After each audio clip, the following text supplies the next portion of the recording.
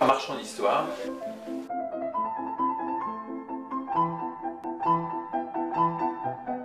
Bonsoir amis lecteurs, auditeurs et maintenant spectateurs. Vous allez assister ce soir à une œuvre collective qui s'appelle Rendons-nous à la cuisine. Vous allez voir que c'est quelque chose de sympathique. N'hésitez pas si ça vous plaît de liker, partager et faire des commentaires. A tout à l'heure. Nous sommes pratiquement tous là. Une solidarité s'est instaurée et tout le monde répond présent. Le buffet y est pour quelque chose. Comme il est bien garni, les ventres affamés s'y précipitent.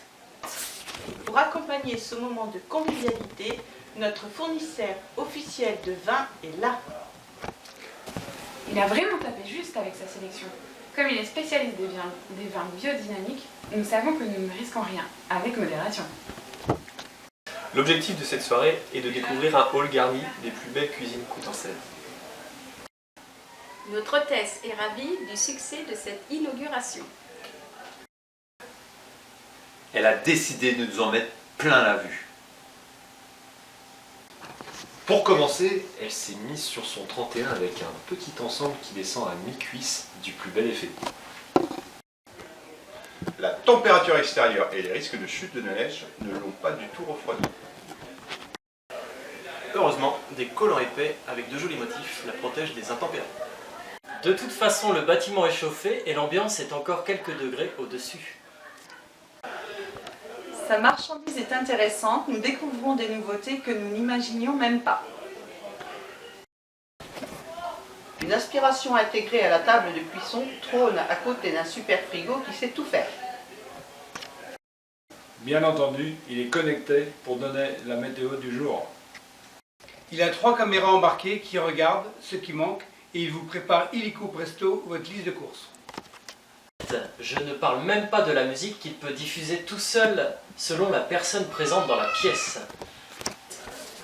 Et pour finir, il sait même garder les aliments au frais. Nous sommes tous éblouis par ces nouveautés, mais il faut le reconnaître, le buffet reste le lieu le plus fréquenté. Notre président tient absolument à faire un discours. Il monte sur un banc et réclame le silence. Nous retenons notre souffle. Il va certainement nous faire part d'une de ses décisions importantes. En réalité, il a perdu son téléphone et il fait un appel aux bonnes volontés pour le retrouver. Nous sommes rassurés, nous avons craint un instant qu'il nous annonce la venue de Gérald. Nous nous souvenons brutalement que nous sommes jeudi. Cela signifie, à moins d'être dans un monde parallèle, que demain c'est vendredi. Tous les participants savent ce que cela signifie. Nous décidons de chasser cette pensée pour quelques instants encore.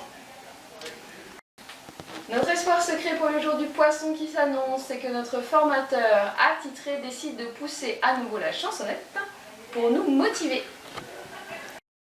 Et voilà, mes lecteurs, l'histoire est terminée. J'espère que tu l'as appréciée, et si c'est le cas, n'hésite pas à la partager immédiatement. Et je te dis à très bientôt pour une nouvelle histoire sur ton blog préféré, marchand-histoire.com. Et rendez-vous dans les commentaires pour que tu puisses me faire part de tes impressions.